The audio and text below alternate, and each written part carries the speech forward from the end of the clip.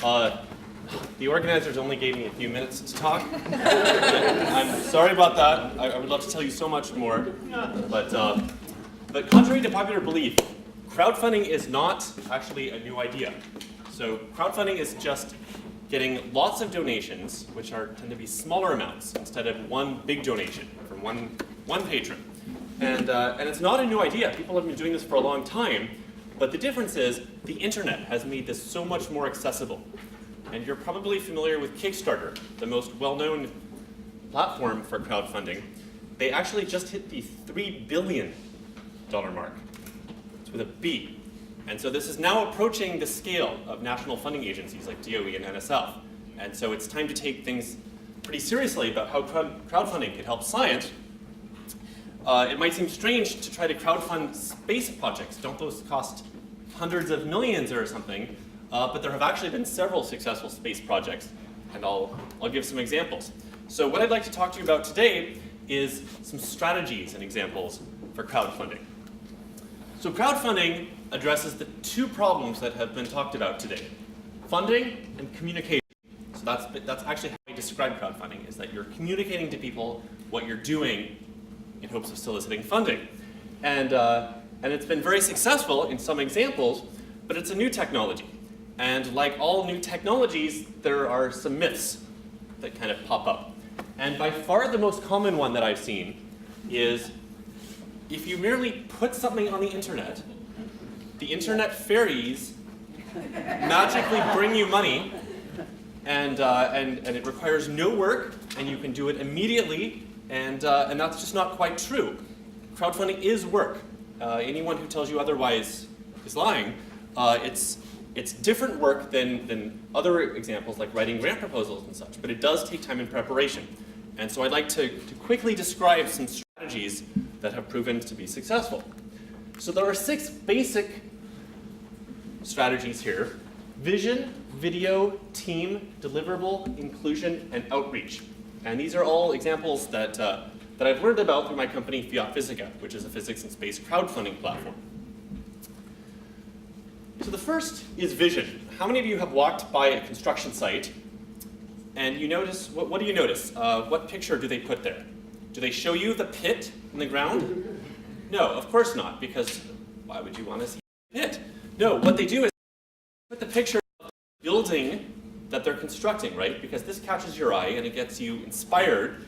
And then there's always a slogan like, if you lived here, you'd be home by now, and don't you want to buy an apartment in here? Here's the number to call. So it gets you hooked on the vision. And then if you happen to notice the pit in the ground, that's okay, because you know they have to do that to construct it. And it's very similar with scientific crowdfunding. Instead of emphasizing the equations, which scientists like to do a lot, what you really want to do is emphasize the vision, because this is the way to hook people. And then maybe in the body of your crowdfunding campaign, you can describe some of the things that you're doing in detail. But the message that you really want to sell is the vision. And a great example of this is the Arcid Space Telescope. This was a Kickstarter campaign done a few years ago by Planetary Resources, which is an asteroid mining company. So the campaign was really built on the vision of what asteroid mining could give us. And they actually raised over $1.5 million for this. And later on, they actually changed strategy a little bit, and so they refunded this money, but they were successful in raising this much. So a second example is video. You really get your message across. And the best way that you can do this, the most interactive way, is video. So people will actually see you in person, articulating who you are and why you want to do this and how important it is. And to show how accessible this makes it, YouTube has about 1.3 billion users active. So this really does get your message across. It's very important to do a video. It doesn't have to be Hollywood production value.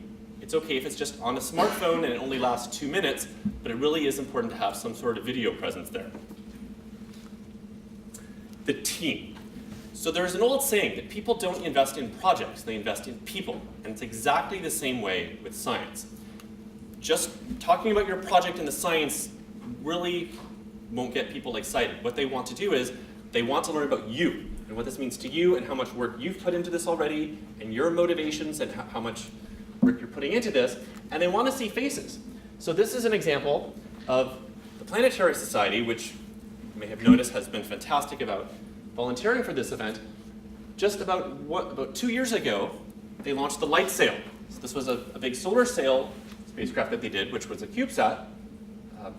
And so they have pictures. And so on the left, you see all these friendly people working behind the scenes. And then on the right, I don't even know what his name is, some guy.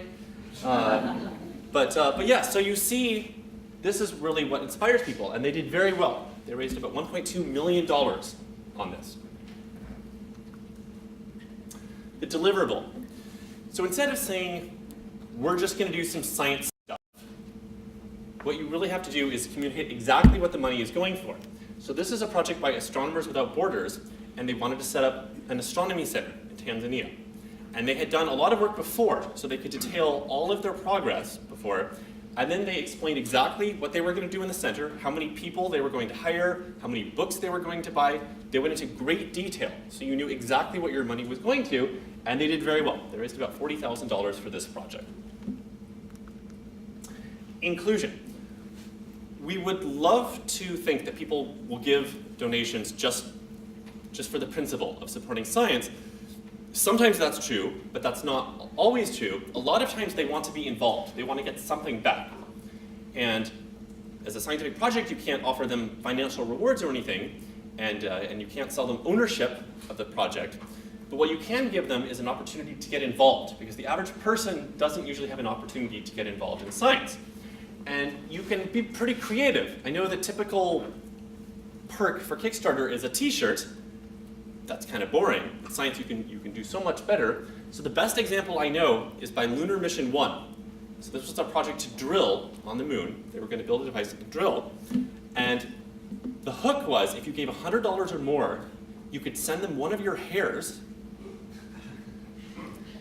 You mail it to them. They take all the hairs from the donors, and they make a big hairball. And they will put it on the moon. So you could say that your hair is on the moon, and it will remain there in this memory capsule. And so, yeah, for $100, a lot of people did that. And so they raised, this is almost 700,000 pounds, which is about $1 million for this. So this is a great example of a creative way to involve people in the scientific projects. Of course, there's also naming opportunities that you could get them. So think about how you can involve people in your project in fun ways. So outreach. This is probably the biggest stumbling block for a lot of projects that I've seen. So as I said in the beginning, simply putting it on the internet isn't enough. There's a lot of stuff on the internet, and you have to rise above that noise level. And it's also not enough to simply put your campaign out there and then reach out to everyone you know. It's the same philosophy like when you're having a party in your apartment. You don't wait for the neighbors to call the police and then invite the neighbors. You tell them ahead of time, because they feel kind of flattered that you've invited them and been considered enough, and it gives them some time to prepare. Like, oh, maybe we're going to go out and see a movie that night, so we won't be bothered. So it's exactly the same way. Tell people as early as possible that you're going to do the campaign, and this includes people in your network who might want to directly help you, people who might want to fund the project, and any media contacts. Tell them well in advance. Don't put it on the campaign, on the crowdfunding platform, and then notify everyone, because there's very little chance they'll be able to help you then. So on the left, so the Lunar Mission 1 project that I just mentioned, these are all of the media sources that they had been in touch with. And I promise you, they did it well in advance to get this type of coverage. Over here is a project which was actually done on the Fiat Physica campaign platform just a few months ago. It's the Support Science in Palestine project. So a group of physicists have been doing a summer school in Palestine to help students. And they raised about $15,000. And something that really helped them was that Stephen Hawking personally posted about this.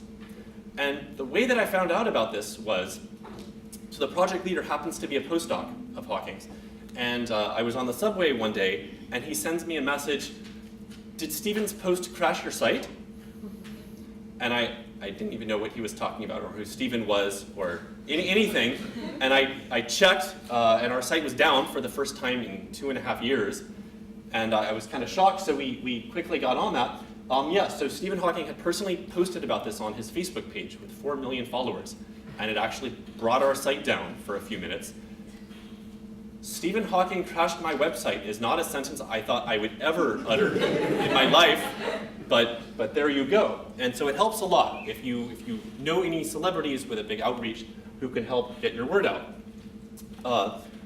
As I mentioned at the end, when people learn about your project, the first thing they will do is Google it. Because they want to find out background information, is it legitimate, who are you, and you don't want the only source of information about your project to be your campaign page. They want to read about it in other media articles and other supporting information. So you really want to get the word out. So that's a very quick summary of some strategies that have been shown to be successful in crowdfunding campaigns.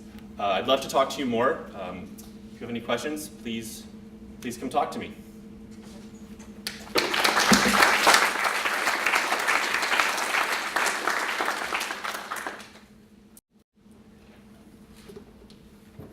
What do you think is the difference between what Fiat Physica has to offer and the Science Partnership Fund has to offer? That's a very good question. So Fiat Physica is it's a private company which does crowdfunding for science projects. So the Science Partnership Fund is a nonprofit, and it works with foundations and corporations. So it can receive donations and issue a receipt for tax deductibility. We have set up the structure so that they work together.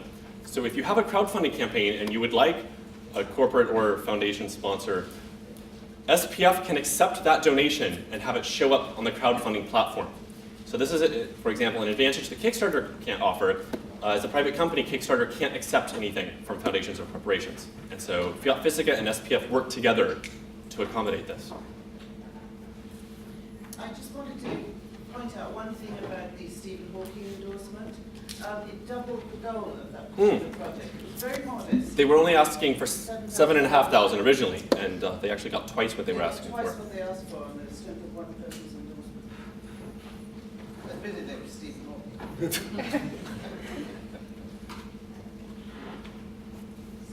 So you're saying that SPF handles the tax implications for 501c3? Exactly. It serves as the fiscal sponsor. So it can do it for crowdfunding campaigns, but it can also do it for other events. For example, this event.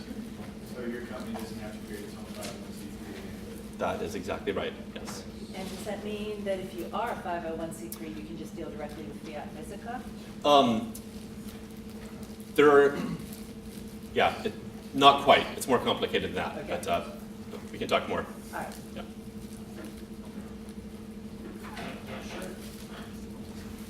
John? So, talk about the some of the challenges, though, that crowdfunding possesses.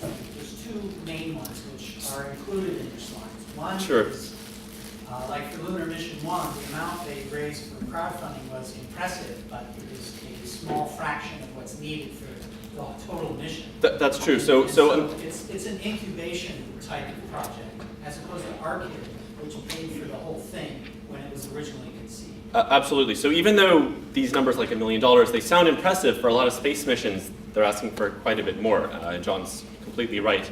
So one problem is for most space missions, we have difficulty raising it. One problem is that I think a lot of scientists, they conflate the legitimacy of the project with the success in marketing it. And with crowdfunding, there's a lot of marketing. So fantastic projects can go unfunded, and kind of questionable projects do get funded. And I think a lot of scientists are not so familiar with this. So that's one big challenge that I've And I'll just note, we have and will use crowdfunding when it makes sense. And those two conditions are seed in a meaningful way the project that you're doing, and two, involve the crowd. Yeah. If one of your goals is to involve the crowd, crowdfunding is a great way to get them involved, because they're putting a little bit in, and it may only be a $1 donation, but they're part of it, and now they're on the newsletter, and they want to stay involved. Exactly, yeah. So it's very important when you have your list of different donation levels, you have a whole hierarchy, starting at, let's say, $1 and going up to like 10,000 or so, because this gives a chance for everyone to participate. And as John said, even if it's not a lot, at least you have contact with them now. And you don't just receive the donations, you receive their names and emails, and we encourage you to stay in touch with them. So it's a good way of building a base of support. And then the other challenge was about meeting the burden of administering the rewards, especially when it's multi-year. You literally, Planetary Resources Arcade is a good example where they had 10,000 donors, and now you have to track them all over the time scale of developing your mission and then executing it, making sure everybody gets their on-orbit selfie and whatever they were offering in the way of rewards. So you do need the infrastructure Yes. to do that and make sure the burden of delivering the rewards is not greater than the amount you bring in. There have been some crowdfunding campaigns that have gotten into trouble. They underestimated how much it would cost to fulfill the rewards.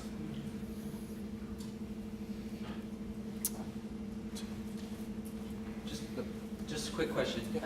Why, if people are looking at this, why not Kickstarter versus this? Is it a vetting situation, or is it a filtering of the donor base that people who are interested in this go to Kickstarter, they get lost, they don't find it? So what you said first is exactly right. So first we vet the projects. So there's no perpetual motion machines, there's no astrology, there's a lot of other silliness that you might find on Kickstarter, so we don't allow that. We make sure these are all legitimate projects. Second, we work with SPF to allow for foundation and corporate support. Third, we've structured the website so that if you have several projects you want to do, for example, many classrooms that want to run simultaneous projects, we've set it up so that you can have your own special page and people can come and look at all of these campaigns together. So these are a few of the advantages that we offer over, say, Kickstarter. Is there also a difference in what the rewards can be? When we looked at Kickstarter, which was a while ago, the rewards had to be made by your project, which is great if you're a film or if you're a toy manufacturer. But at the time that we were looking, we weren't yet making anything. Mm-hmm. So Kickstarter was not good for us. What Yeah, kind of we're rewards- flexible as long as it's your. So you might be trying able to to offer it accept in earnest. donations, like if Final Frontier Design said, sure, we'll give you 100 space-did manuals, and we could put Final Frontier Design space-did manual as a reward, even though we didn't make it. Yeah. Awesome. Yeah. Okay. Thank you.